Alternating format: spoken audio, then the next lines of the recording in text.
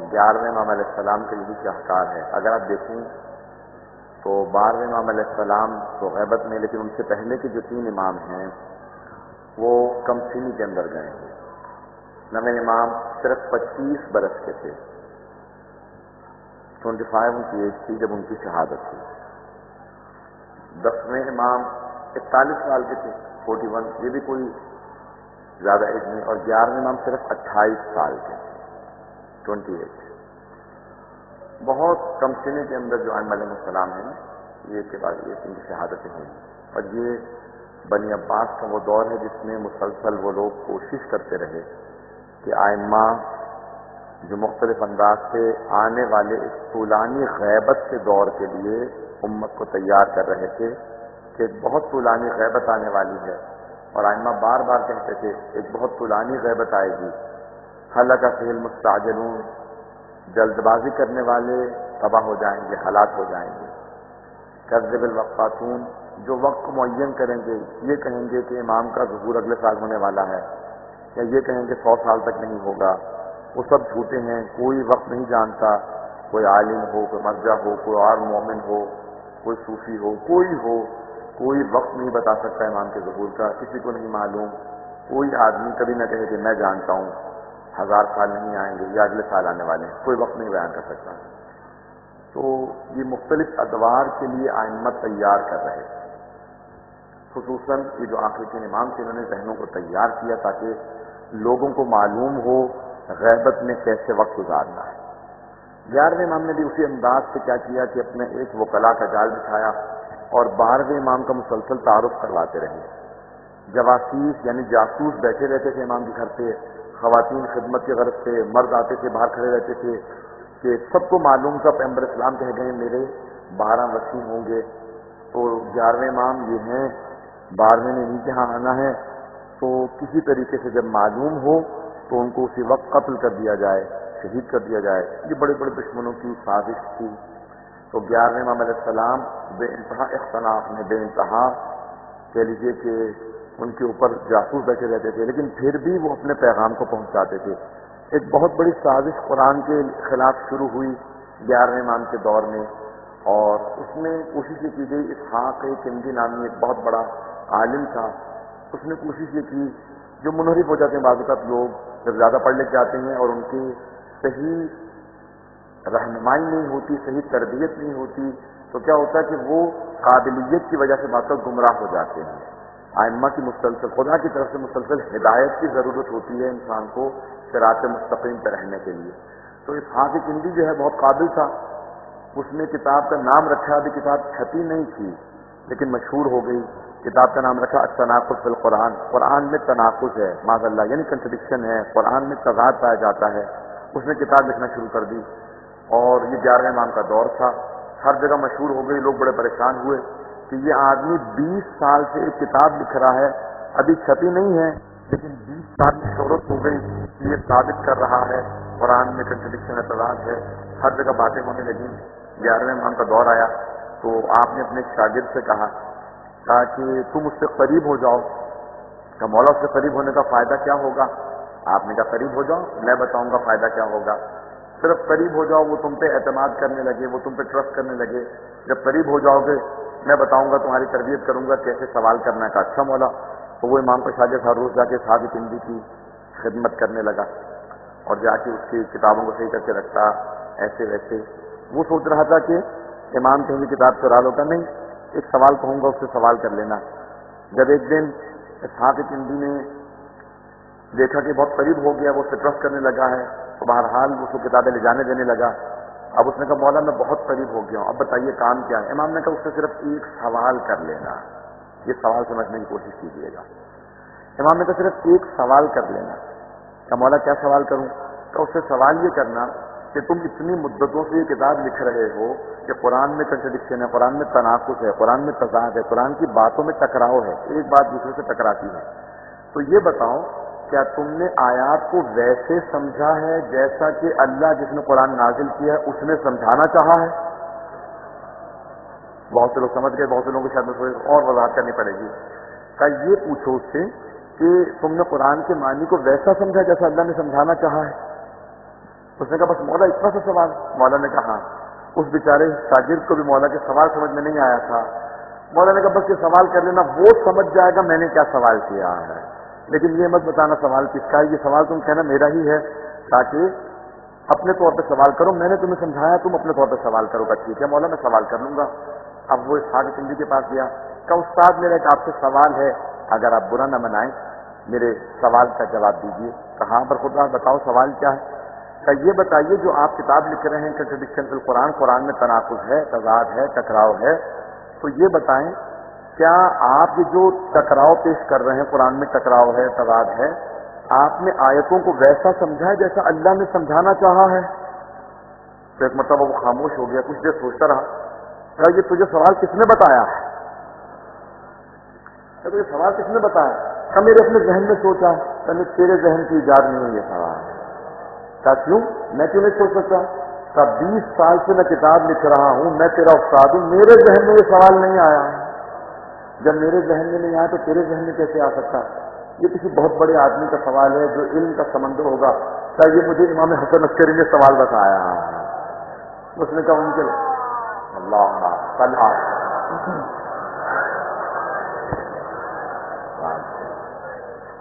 ان کے علاوہ یہ سوال کوئی نہیں بتا سکتا تھا۔ کچھ دیر سوچتا رہا، اس کے بعد اس نے اپنی کتاب اٹھائی اور وہ کنویں میں کود گیا۔ اس نے ایک ویل کے اندر، کنویں کے پانی کے اندر چھلانگ لگا دی، لوگوں نے اس کو بچا لیا، کتاب ڈوب گئی۔ تو لوگوں نے پوچھا تم نے ایسا کیوں کیا؟ کیونکہ اس ایک سوال نے میری 20 سال کی محنت کو ضائع کر دیا کہ قرآن کو جب میں ویسا سمجھا ہی نہیں ہوں جیسا اللہ نے سمجھانا چاہا، تو پھر مجھے یہ کیسے پتا کہ اس کے اندر ٹکراؤ پایا جاتا ہے؟ جب اللہ کی بات کو ویسے سمجھنا چاہو جیسے اللہ نے چاہا ہے حضرات، تب بات واضح ہوگی۔ اسی لیے ہم کہتے ہیں کہ اہل بیت سے قرآن کو سمجھنے کی کوشش کیجیے، جب وہ سمجھائیں گے تو پھر معلوم ہوگا قرآن میں کنٹرڈکشن نہیں ہے۔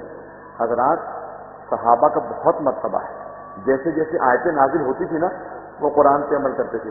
قرآن کہتا تھا نماز پڑھو، صحابہ نماز پڑھتے تھے۔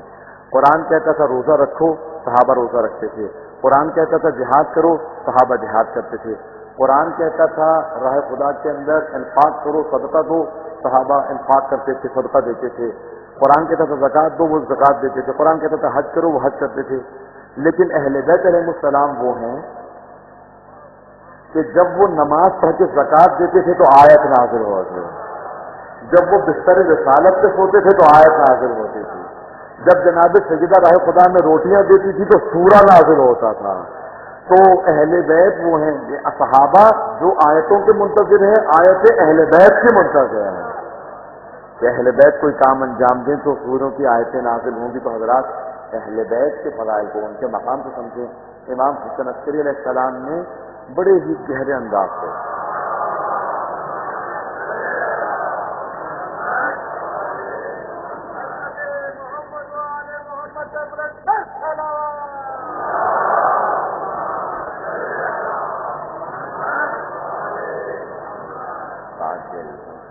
تو حضرات یہ دور تھا 11 امام کا جہاں پہ آپ ذہنوں کو تیار کر رہے تھے کہ قرآن کو سمجھو اور آل محمد کو سمجھو۔ تو مختلف لوگ آتے تھے، سوالات کرتے تھے۔ امام اپنے گھر میں شاہ مرہ کے اندر جہاں پہ آپ کے بابا کا روضہ بھی تھا، آپ نے پورا اہتمام کر رکھا تھا، تو آپ مسلسل جتنی بھی اس وقت حضرت کی تحریکیں تھیں سب کو تعارف کروا رہے تھے کہ اہل بیت علیہ السلام سے سمجھنے کی کوشش کرو۔ آج ایک تفسیر بھی موجود ہے جسے منسوب امام حسن عسکری علیہ السلام کا منسوب ہے لیکن لازمی نہیں کہ سب کچھ امام کا ہو، کیونکہ ان کے شاگردوں سے کوتاہی ہو سکتی ہے سننے میں، سمجھنے میں، تو اس لیے انہوں نے لکھا کہ امام نے جیسا بتایا تھا۔ لیکن ہر چیز ہمارے علماء کہتے ہیں کہ یہ امام سے نہیں ہے، لیکن انہوں نے اپنے طور پہ کوشش کی کہ امام نے جو کچھ کہا اور جتنا یاد رہا انہوں نے لکھ دیا۔ تو امام نے مختلف شاگردوں کو تیار کیا اور بہت بڑے بڑے راویان حدیث کو تیار کیا، بڑے بڑے علماء کو تیار کیا۔ اس کے فوراً بعد اصول کافی لکھی گئی، بڑی بڑی کتابیں لکھی گئیں حدیث کی، شیعہ سنی دونوں مکتب فکر کے اندر۔ تو 11ویں امام نے سارے کے سارے اس زمانے کے مؤمنین کو، مسلمانوں کو تیار کیا کہ دیکھو رسول خدا نے جو وعدہ کیا تھا وہ پورا ہوگا۔ حضرات آج میں صرف ایک اور دو باتیں پیش کروں گا 11ویں امام کی زندگی سے، پھر 11ویں امام کے جو شہادت کے اور آخری امامت کے دور ہے اس کے متعلق بات کرنا چاہتا ہوں۔ صلی اللہ محمد علیہ وسلم۔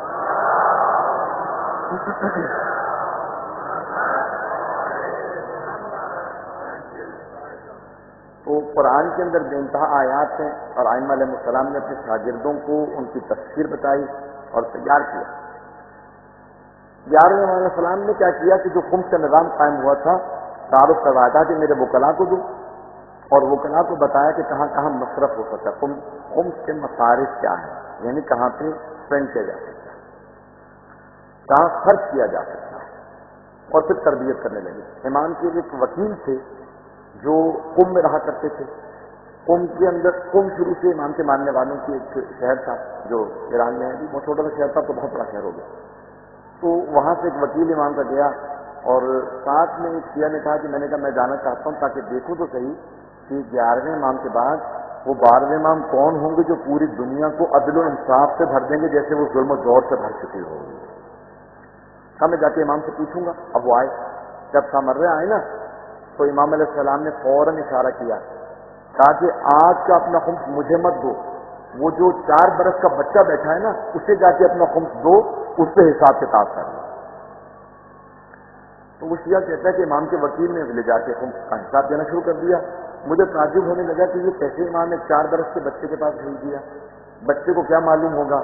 تو کہا کہ بچے نے بغیر پوچھے فوراً کہنا شروع کیا، دیکھو اس تھیلے کے اندر اتنے پیسے ہیں، اس تھیلے میں اتنے پیسے ہیں، وہ جس شیعہ نے بھیجا یہ اس کو واپس کر دینا، اسے کہنا ہماری طرف سے ہم نے قبول کر لیا، تمہارے ہمسائے کے اندر ایک غریب آدمی رہتا ہے، یہ پیسے اس کو دے دینا۔ کہا یہ پیسے ہم نے قبول نہیں کیے۔ کہا مولا کیوں؟ کہا اس کے اندر اتنے پیسے ہیں لیکن جس شیعہ نے بھیجے ہیں نا اس نے اپنے ہمسائے کا حق مار رکھا ہے، اپنے بھائی کا حق مار رکھا ہے، ہم غصبی پیسوں سے خمس نہیں لیتے ہیں۔ تو اسے کہنا واپس کر دے۔ پھر جا کے اس جو یہ جو تمہارا تھیلا ہے نا اس کے اندر اتنے دینار ہیں، اتنے درہم ہیں۔ کہا نہیں مولا اس میں اتنے نہیں، اس سے زیادہ ہیں۔ امام نے کہا نہیں، ابھی بیٹھ کے جتنے میں نے بتائے ہیں اتنے ہی ہوں گے۔ تو انہوں نے گننا شروع کیا،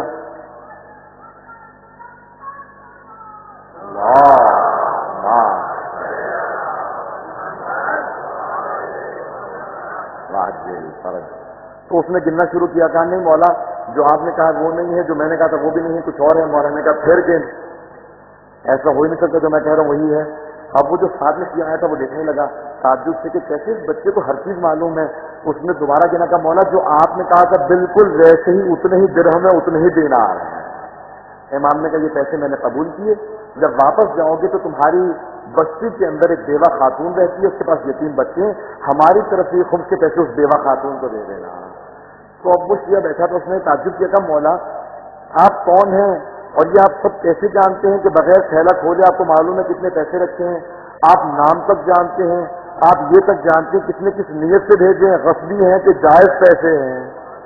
امام نے کہا تو نہیں جانتا، میں رسول خدا کا وہ فرزند ہوں جن کا انہوں نے وعدہ کیا تھا کہ زمین کو عدل و انصاف سے بھرے گا۔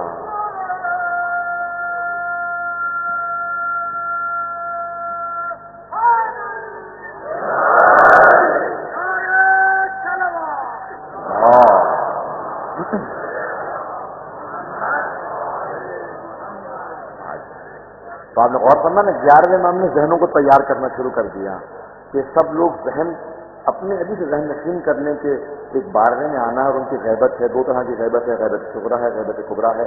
تو فوراً 11ویں امام نے ذہنوں کو تیار کیا اور فوراً وابستہ کرنا شروع کیا کہ ابھی سے ذہن نشین کر لو، ایک 12واں آنے والا۔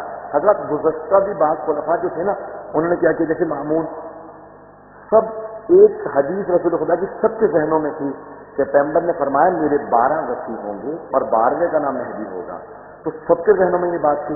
مامون نے بھی یہی کیا تھا، توجہ ہے نا لوگ میرے ساتھ، مامون نے یہی کیا، اپنے بیٹے کا نام مہدی رکھ دیا، اس کے کئی بیٹے تھے، اسی لیے آئمہ نے جب بھی اس مہدی کا نام لیا نا کہا مت کہا کرو مہدی، کہا کرو مہدی عباسی، عباسیوں کا مہدی ہے، یہ ہمارا مہدی وہ نہیں ہے۔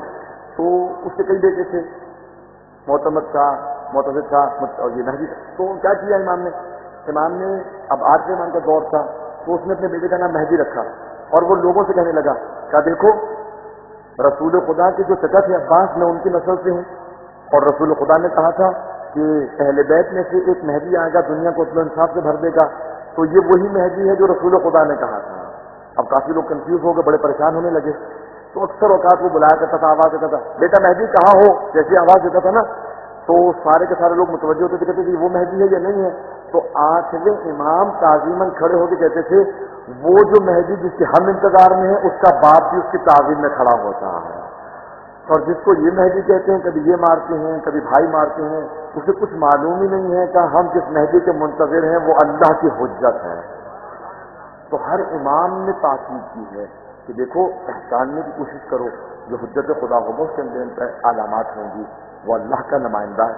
تو 11ویں امام سارے اذہان کو تیار کر رہے ہیں، ہر ماننے والے کو، ہر جاننے والے کو، ہر مسلمان کو متوجہ کرتے تھے یاد رکھو غیبت آئے گی، بہت سے لوگ ہلاک ہو جائیں گے۔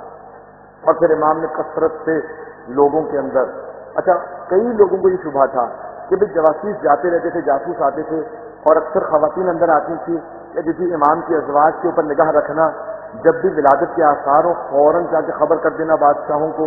تو حضرات جس طرح سے جناب ابراہیم کا کبھی معلوم ہی نہیں تھا نمرود کو کہ ان کی ولادت ہونے والی ہے، کیونکہ اللہ کا وعدہ تھا کہ ایک بچہ آئے گا، وہ جوان ہوگا، ابراہیم بنے گا، نمرود کو شکست دے دے گا۔ اسی طرح سے اللہ نے وعدہ کیا تھا جناب موسیٰ کے لیے کہ جناب موسیٰ کی ولادت ہوگی، جوان ہوں گے اور فرعون کو شکست دے دیں گے۔ تو اسی طرح سے اللہ نے وعدہ کیا تھا کہ کوئی مہدی برحق آئے گا۔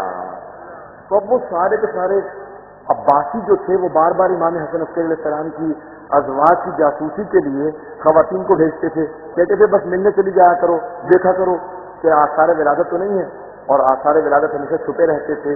تو جب جیسے ہی امام حسن عسکری علیہ السلام نے ایک رات نیمہ شعبان کی رات میں اپنی پھپھی جناب حتیمہ خاتون سے کہا کہ پھپھی جان آج رات ہمارے گھر میں رک جائیے گا، کیونکہ وہ جو 12ویں کے لیے رسول خدا نے وعدہ کیا تھا آج اس کی آمد ہے۔ آج حجت خدا پوری دنیا کے اندر جو عدل و انصاف قائم کرنے والا ہے۔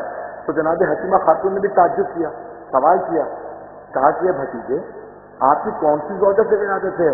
کوئی ولادت کے آثار نہیں۔ کہا پھپھی اماں نرجس خاتون کے حجرے میں رہیے گا، آج رات ولادت کی رات ہے۔ جناب نرجس خاتون کہتی ہے جب آدھی سے زیادہ رات گزر گئی تو میں سوچنے لگی کہ آج رات ولادت ہے بھی یا نہیں ہے، کوئی آثار ہی نہیں ہے۔ کیا میں سوچ رہی تھی کہ باہر صحن کے اندر سے امام حسن عسکری نے آواز دی کہ پھپھی اماں اللہ کے وعدے پہ شک نہ کیجیے گا، آج ہی رات آمد ہے۔ کیا کچھ ہی دیر گزری تھی، میں نے کہا میں تجدید وضو کراؤں۔ کہ جیسے میں وضو کر کے واپس آئی تو دیکھا کہ پورا حجرہ نور سے بھرا ہوا ہے۔ میں نے دیکھا کہ شاید آگ نہ لگ گئی ہو، جب دیکھا تو دیکھا ایک زمین سے بچہ سجدے میں ہے اور بار بار سجدہ کر کے کہہ رہا جاء الحق وزهق الباطل ان الباطل كان زهوقا، حق آ گیا ہے، باطل جا رہا ہے، باطل آیا ہی جانے کے لیے۔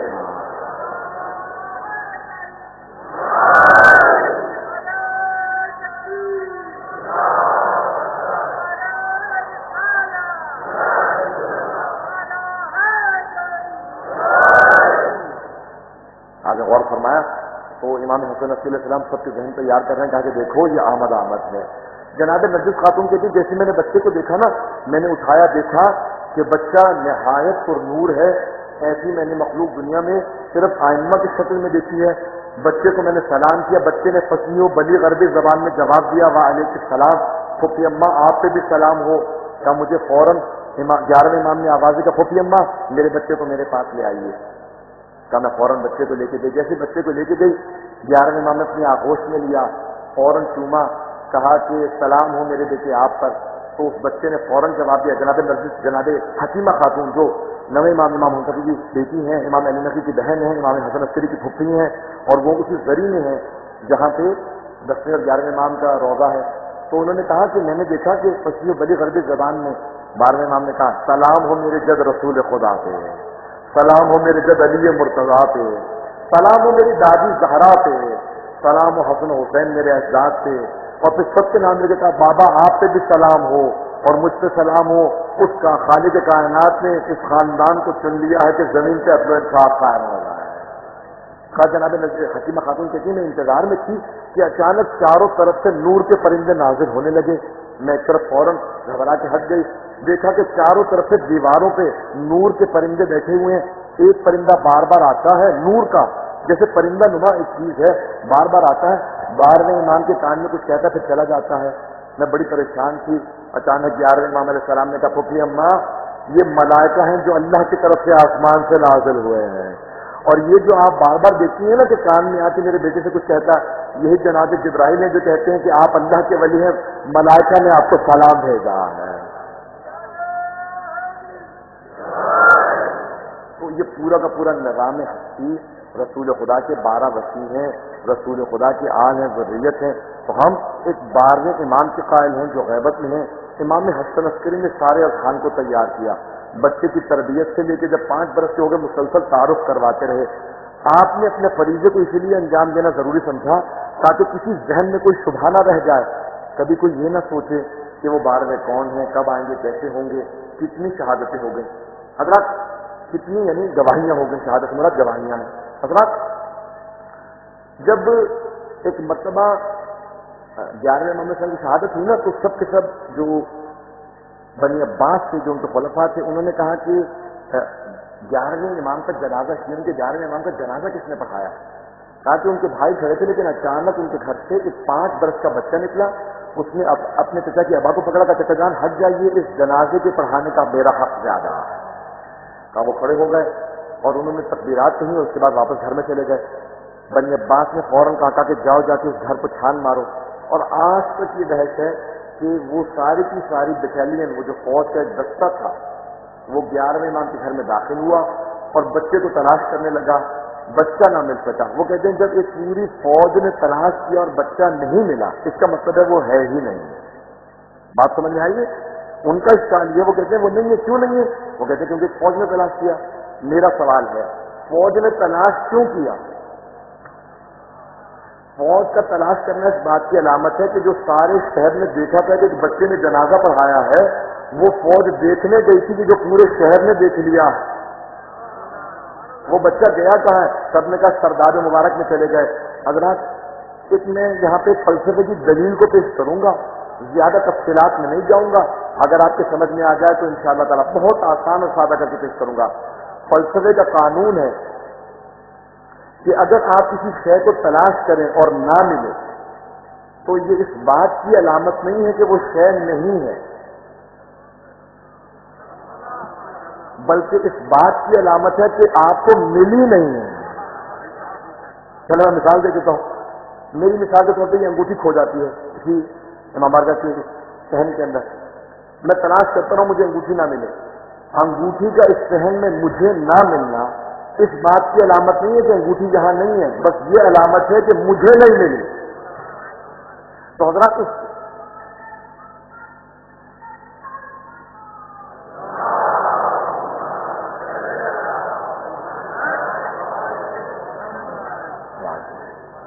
آپ نے غور فرمایا.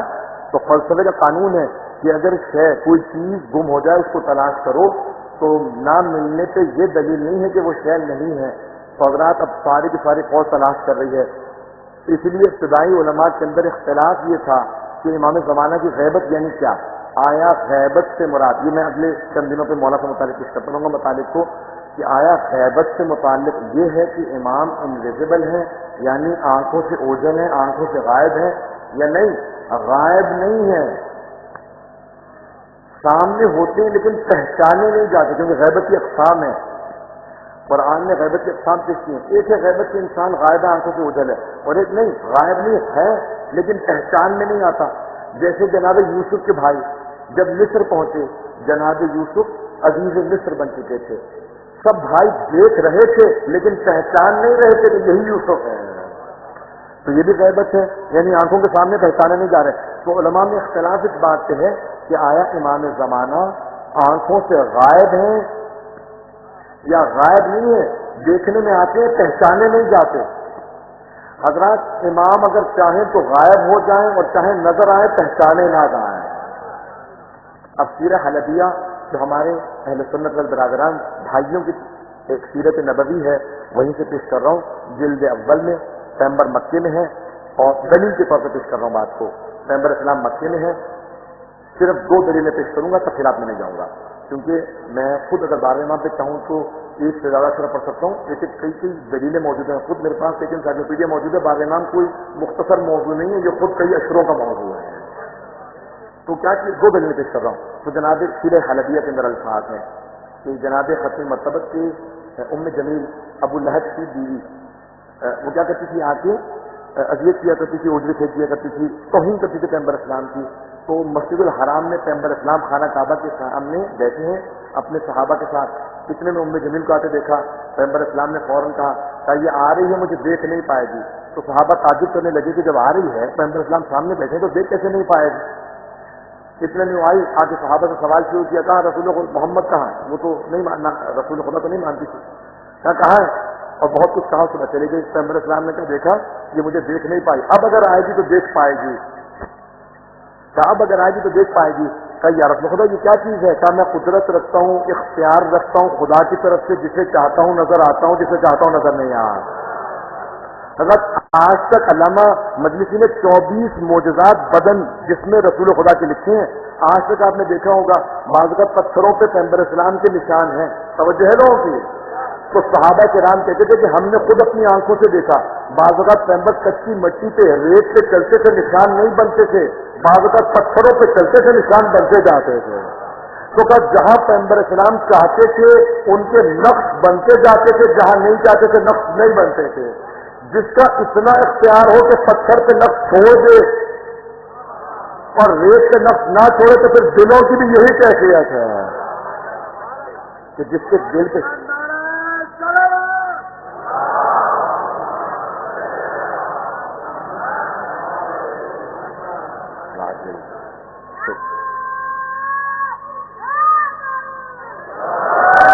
تو حضرات 11ویں امام علیہ السلام نے ہر ذہن کو تیار کیا کہ پہچان بھی لو، جان بھی لو، دیکھ بھی لو، یاد بھی رکھو اور دوسروں تک پہنچاؤ کہ 12واں آ چکا ہے غیبت میں جانے والا. تو ذہن تیار ہونے لگے، اور جس طرح سے ذہن تیار ہوا سمجھایا جا رہا تھا. دیکھو یہ غیبت، لیکن حضرات ائمہ علیہ السلام نے ہمیشہ کہا کہ ہم قادۃ الامم ہیں، امتوں کے قائد ہیں. عربی زبان میں 2 اصطلاحیں استعمال ہوتی ہیں، قائد اور سائق. قائد لیڈر کو کہتے ہیں، سائق ڈرائیور کو. موجودہ زبان میں سائق. اچھا، اوریجنل بنیادی عربی زبان میں اونٹوں کو چرانے والوں کو قائد و سائق کہا جاتا ہے. سمجھنے کی توجہ ہے نا میرے ساتھ؟ اونٹوں کو چرانے والوں کو. لیکن ایک فرق کے ساتھ، جو اونٹوں کو آگے سے پکڑ کے چلتا تھا نا اسے قائد کہا جاتا تھا، اور جو پیچھے سے ہانکا کرتا تھا ڈنڈا پکڑ کے ہاتھ میں ہانکنے والا اونٹوں کو، اسے سائق کہا جاتا تھا. ائمہ کہتے ہیں نحن قادۃ، ہم امتوں کے قائد ہیں، سائق نہیں ہیں. ہم لاٹھیوں سے مار مار کے چلانے والے نہیں ہیں، ہم لیڈ کرنے والے ہیں، ہم رہبری کرنے والے ہیں، ہم قیادت کرنے والے ہیں. قیادت کے لیے شرط ہے، وہ جو سامنے چلتا ہے نا اونٹوں کے، تو وہ ایک اونٹ کی نہار کو پکڑتا ہے، باقی سارے اونٹ قطار میں چلتے رہتے ہیں. ان اونٹوں کے لیے تربیت شرط ہے. وہ جب سدھائے ہوئے ہوتے ہیں نا، تربیت یافتہ ہوتے ہیں، تو وہ ایک کی نہار کو پکڑتا ہے، باقی سارے ایک قطار میں چلتے رہتے ہیں. لیکن جب وہ سدھائے ہوئے نہیں نا ہوتے تو کوئی ادھر بھاگتا ہے، کوئی ادھر بھاگتا ہے. وہ ایک ہاتھ میں چھڑی لے لیتا ہے اور وہ مارتا، وہ سب کو واپس گلے میں لے کے آتا ہے. مولانا نے کہا دیکھو ہم چھڑیوں سے مار مار کے لے کے نہیں آئیں گے، وہ تو بہت سے موجود ہیں. آج جتنے حکمران ہیں وہ چھڑیوں سے مار مار کے لانے والے ہیں. مولانا نے کہا ہم قائد ہیں، تم اپنی تربیت کر لو، ہم قیادت کے لیے آ جائیں گے. کمی امام میں نہیں ہے، کمی ہم میں ہے. یاد رکھیں. برحمتك يا أرحم الراحمين وصلى الله على محمد وآله الطاهرين.